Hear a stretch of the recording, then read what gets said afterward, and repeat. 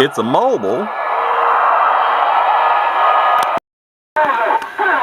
or is it a bass? Well, actually it's a mobile, but it's in a bass module. Back in the day, Robyn made a number of these different bass module units, which is nothing but a power supply unit and a cabinet. It has a DIN here, you can slide your radio in, and I'll show you how this mounts it. It keeps the radio from being pulled out. This is the fancy one. This is the one that has the clock and everything. There was a model below this that had the same size DIN opening module unit, but it didn't have the clock. And the clock does not function. I've not looked into fixing it. I'm sure the clock motor is probably the problem. You know, whether I can get it to start turning again or not, who knows. It's not really a priority. You turn the module unit, the power supply unit on here. It's just on, off, or down here you've got your alarm functions. Sleep timer,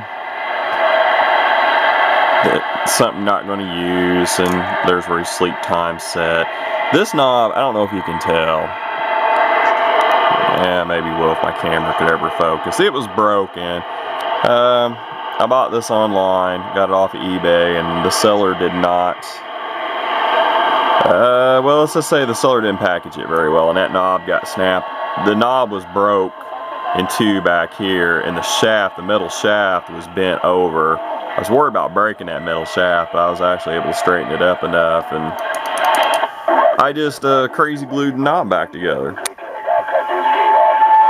This is a pretty full-featured radio. It's just straight AM. Just yeah, I should have already said that. GT-410D. Now that's a D, that's not a 0. I noticed what little you can find on the line about this. Sometimes people call this the GT-4100, but that is a D as in Delta at the end. Now this one, this must be pretty uncommon radio. I hate dubbing them uncommon, rare. I don't really know on this. So let's just say I seldom ever see it. You do see the 23 channel version of it a lot more. The 23 channel version looks identical, other than it only had one BFO, you know, beat frequency oscillator selection button. It didn't have a plus and minus like this guy. And the model number on the 23 channel was a GT-7C, as in 7 Charlie. Otherwise it looked the same, just 23 channel. Now if you notice, there's no channel selector on the radio. It's kind of something I don't like about this radio. It makes it not very user friendly in my honest opinion. It's all on the microphone. To change channels, the red button goes up, the white button takes it down in channels. For the scans to function, you have to use this too, and I'll show you the scanning function. Now back to the beat frequency oscillator. Now, this is something I noticed Robyn did for a while on their CB radios. Some of their later model 23 channels and earlier model 40 channels have this. I've tried it, and I'll show you what the book says later. Like the way the book explains it, it works the same as it would in old vacuum tube shortwave receivers that didn't have a product detector. So, you know, you'd have to turn the RF gain way back, turn the volume 3/4 of the way up or more, you know, but use your delta tune as your clarifier and then ride the RF gain for volume. Okay, I've tried it numerous times. It doesn't work right. I can't clarify single sideband, you know, transmissions at all. It even says in the book that once you get it set, you can talk to single sideband transmissions. I kind of highly doubt that. If I can't even clear them up, I definitely can't talk to them, and I don't even think if it worked right, you'd probably be able to talk to them, because I haven't looked at I haven't done detailed research on this radio, but as far as I can tell, that just affects receive only. It does nothing for transmit whatsoever. So it was kind of a hokey feature that, you know, obviously wasn't real successful considering it didn't continue. Otherwise, other than the scan, the weird channel changing selection, and the whole BFO, you know, beat frequency oscillator selections, it's pretty normal radio. Oh, it does have indicators. See, it doesn't even change the it's like the beat frequency oscillator and it's dead, because I do like they say, it doesn't work. I can go to, see there's 38 lower side. But I got the volume, I got the RF gain all the way down. I'll put the A&L on. A&L attenuates it quite a bit. Okay, and I'm on BFO minus, and I've tried it on plus. I've tried.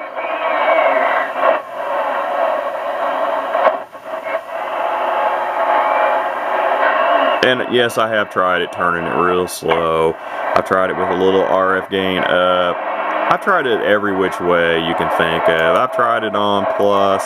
It just doesn't work. And it's one of those features I have no desire to ever try to make it work. I mean, to me, it's utterly useless, especially in this day and age.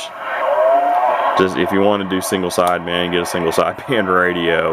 You know, I just don't see the way things are today with an AM, you know, wanting to receive single sideband. Okay, this thing has got a number of other squirrely features to it that I'll get to here in a minute. Here's what the base module looks like with the radio out.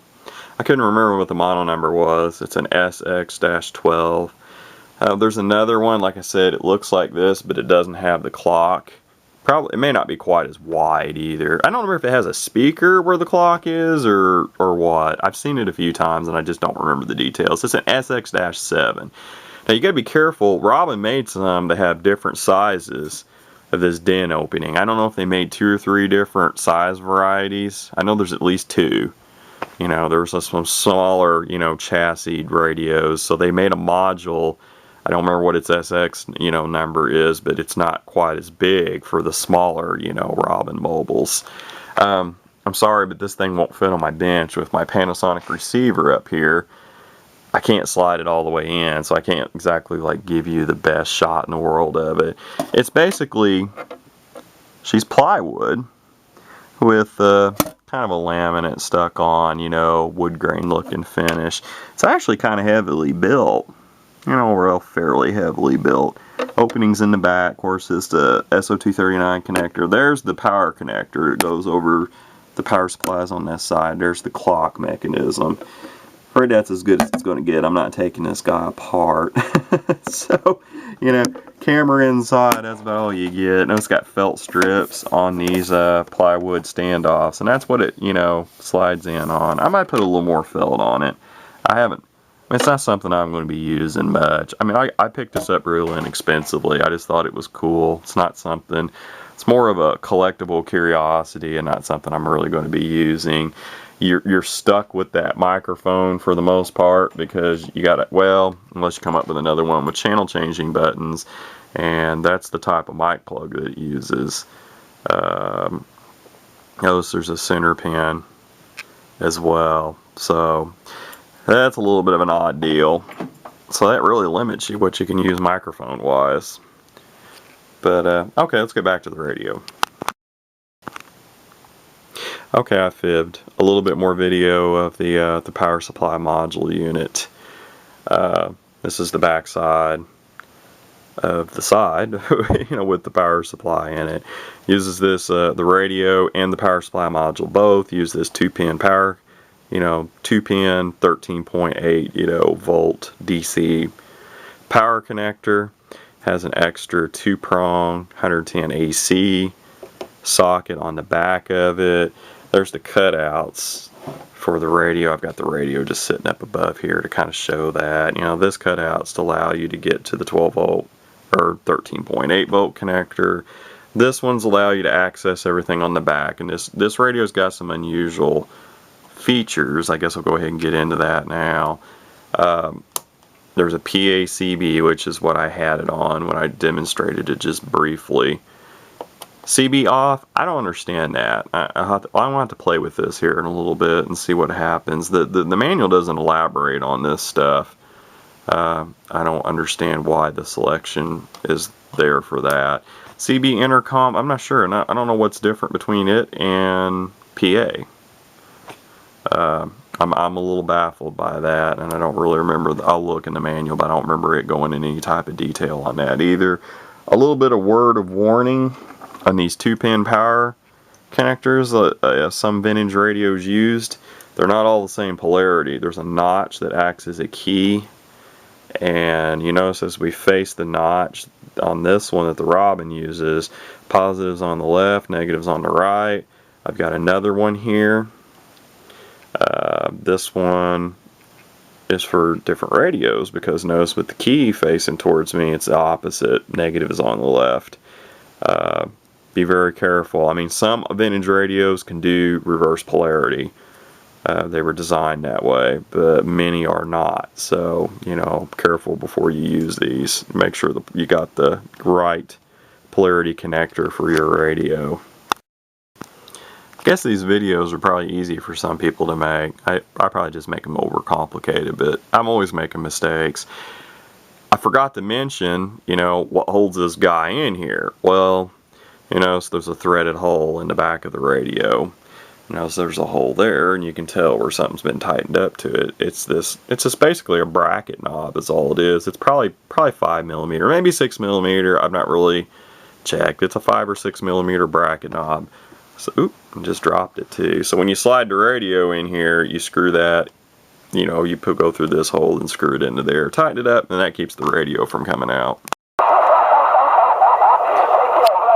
Okay, get back to the radio a little bit. Thought I'd show it to you out of the base module unit. It is in immaculate condition. I mean, I would say this thing has been used very little. I did not get a box or any other accessories. What you've seen so far, I got the manual, the base module, got its original mic, which is a good thing because it'd be pretty useless without it. The little pigtail power connector. That's it. You know, I didn't get any other accessories with it. You know, they probably were lost along the way. I've already explained to change channels. You know, you're stuck with the channel changing type mic with that proper plug. So there's a big drawback. I've noticed the A&L.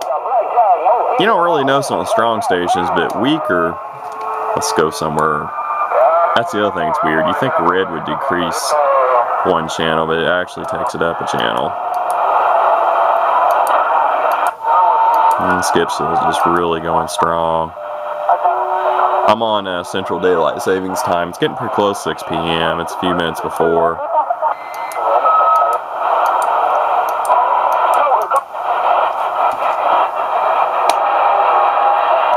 I think you could hear that. It attenuates the audio quite a bit, that A&L. See, it says pull. Yeah. My camera would over focus and get rid of the glare. Maybe you can see it. Pull for A&L. Turn it off. It doesn't. If it has a noise blinker, it must be automatic. I don't know if it does or not. I've not done that much research on this radio.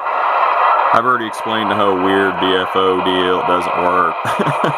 I've tried numerous times.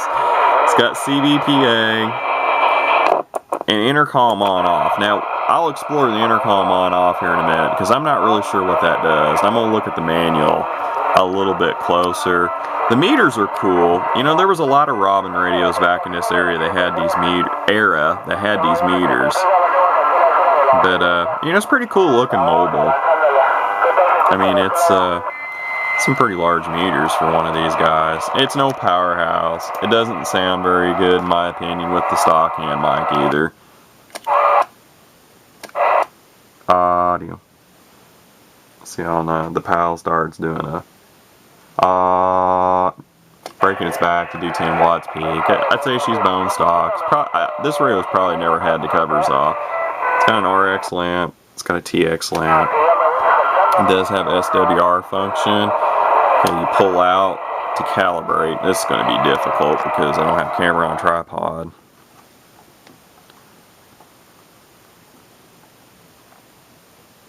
I don't really know if the cal's to the edge of the green, the end of the green. Who knows? It doesn't really matter for what we're doing, and I assume you just push it in to read. Yeah, and that's a little low, and maybe it's supposed to be adjusted to the end. That might be explained in the manual. I don't know. This manual's pretty big. There ain't a lot of info in it at all. Scans. Okay, this may be a little difficult considering how bad the skip is. Well, first, it's got a... Well, it doesn't go to channel 9. I thought it would go to channel 9 when you flip down. See, it's been a while since I played with this guy. I'm thinking that's a dual watch deal. Thinking maybe if you put it on channel 9, you turn the squelch up. I think it monitors channel 9. Again, I'm going to have to look in the manual on that. I really should have brushed up on this radio a little bit before I went to doing the video. Scan. Okay, to get the scan, of course, I might turn squelch up some more. There's just so much DX. Okay, I think if I push the red button, she scans upwards. It stops when something breaks the squelch. I don't know if I can press it again and skip. Yeah, I can. So she'll keep scanning. Yeah, it broke the squelch again. I was wanting to let it pick up and keep going. Maybe she doesn't. I guess you have to start it again. Yeah, that's not exactly handy. If every time the squelch is broke, it stops and then it won't.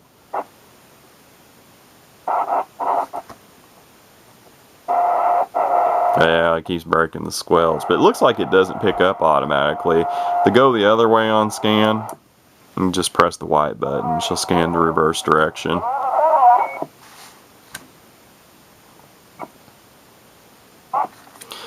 That is kind of a bad deal. Once it stops, it's stopped. You have to restart it again. Well, I learned something new. That's something I didn't even remember from last time. Like I said, I think this watches channel 9 in whatever channel you're on, but I'll have to look in the manual and see. Okay, I want to go to a little bit in the manual. Let's see what this intercom's all about. This is already getting really long. I can never seem to make a short video. This is interesting. Must be something else about this radio that just doesn't work correctly.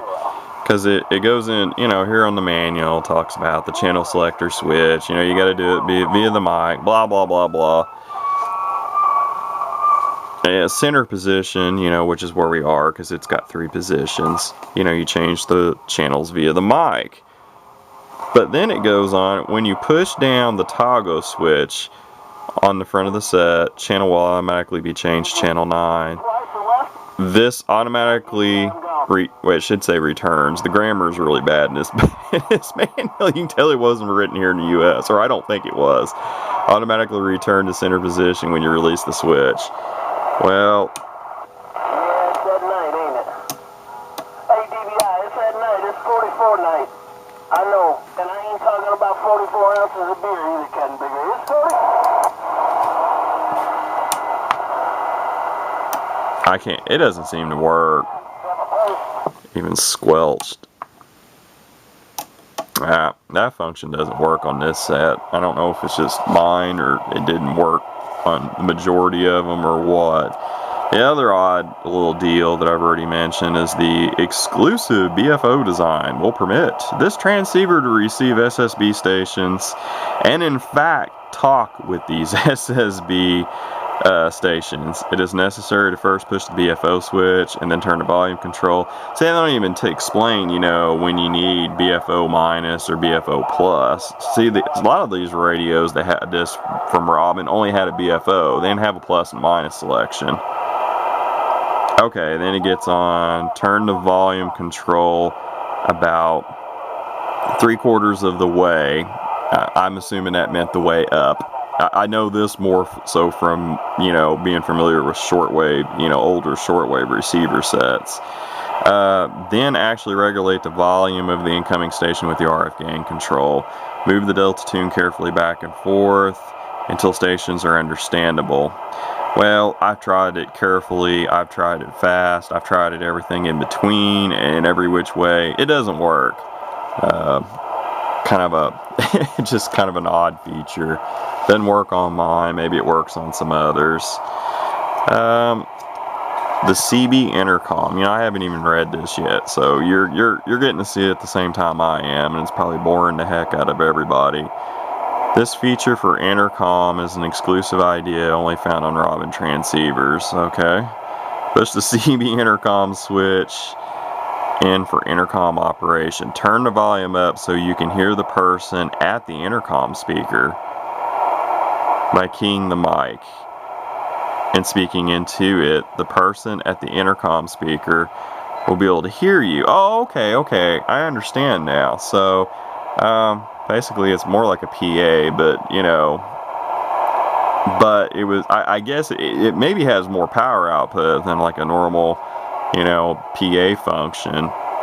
So I don't know how, I don't know what kind of length of cable you could actually run for this guy to work as an intercom.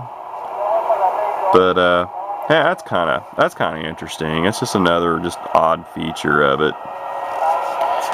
Don't think I'm really going to demonstrate it. That's going to be kind of hard. Well, I'll hook a speaker in the back and we'll see what happens. I think that's about it. I mean, the manual really lacks detail. There's a lot here, but yet there's not a lot. She does have first and second IFs. Second being 455 kilohertz, which is pretty common in CB radios. Uses a 10240 crystal. That's pretty typical on a lot of CB radios as well. Does give you some alignment, you know, instructions. Full parts list. I don't even know what PLL this guy uses or anything. I'll maybe pop. I don't know if I'll pop the tops or not. This is awful long already. Has very large fold-out schematics and block diagrams. I don't have enough room here to be folding it out. It's probably something most of you are not going to be all that interested in anyways. Anyways, there you have it. The GT-410D. I don't know if I'll end it here. Maybe I'll show the whole intercom thing here real quick. I don't know. We'll see. Okay, I'll show you what little I know about this whole intercom feature, which is not really a whole lot.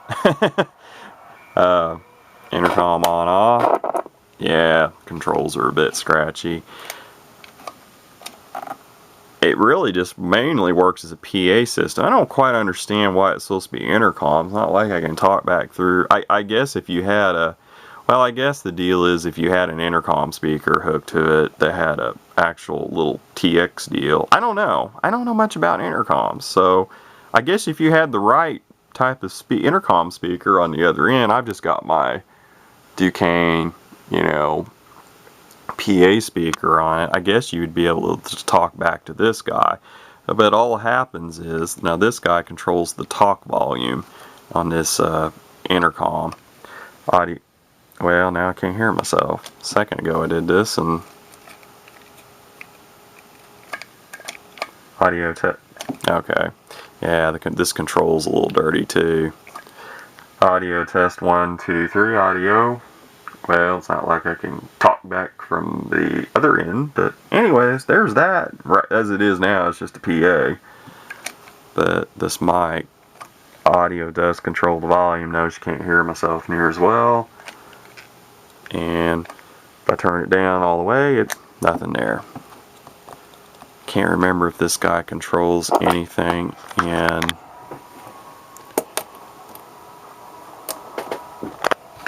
the regular mode or not.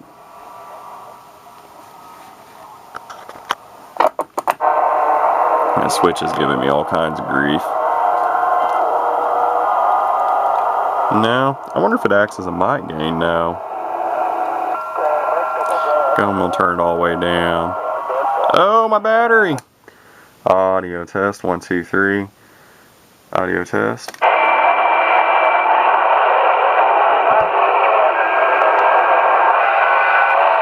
Audio test. Oh yeah, it does. It acts as a mic gain. Audio test. Well, learn something new every day. It's not only a power mic control on that mic. Sorry about the dodgy. It's my friends on the other side of the pond say my dodgy camera work and skills. I've learned quite a bit about this radio just making the video. But that is a mic gain control too. It works with the intercom and it works on the CB part. I'm gonna end it now, folks. This is long, and my camera battery is flashing big time, so I'm sorry about the length. I really am. I'm trying to make these shorter, but this is such a weird radio, and there's so many different things about it, and the bass module, it just didn't work out. I think next is going to be a shortwave receiver. A friend of mine's really wanting to see it. Him and I did some dealing and ended up with it. So anyway, 73s everybody. 262 Paul signing off. Okay, a little bit more. I've already talked about this radio too much, but I've noticed some problems. I guess I wanted to clarify. I wanted to show the problems so not everybody would think, well, the few people, probably very few that watch all this, so you don't think they're all like this. Apparently mine's got some issues. First issue I've noticed is the RF gain. Notice it's not doing anything until I get way down here. It doesn't attenuate the receive enough, so either my first assumption would be the value of this potentiometer has slid off, and it just, it's probably off value enough, it don't attenuate it enough, that or something, it's just not calibrated right in the RF gain circuit. There's a problem somewhere, so maybe that's why the beat frequency oscillator deal doesn't work, because I may not be able to attenuate the receive enough for it to function as intended. That's problem number one. Problem number two is if I pull out on the, and maybe just this is dirty, I might take it apart and clean it and see what happens, but if I pull out on this guy and flip it down on 9, notice it briefly at times goes to channel 9. I'm having to put some tension on it and push down. Actually, it's not flashing. It flashed a little longer. Earlier I was doing it, but it was doing that almost every time, flashing the 9. I don't know, it don't have a, it's got a little bit of a funny feel to that 3-position switch anyways. So just so it's known, apparently my radio, it's got some issues I wasn't aware with. I guess I should have really took this guy for a better test drive. Well, I did take it for a pretty good test drive, but it was so many months ago that I didn't remember this little stuff. And actually, I think back then, I think the channel 9 worked. So, but I don't know. My memory is far from good. So, anyways, that's it. I'm gonna end it. Probably nobody will. There'll probably only be 2 people in the whole world to ever see this part of it. This ended up being so much longer than I wanted it to be.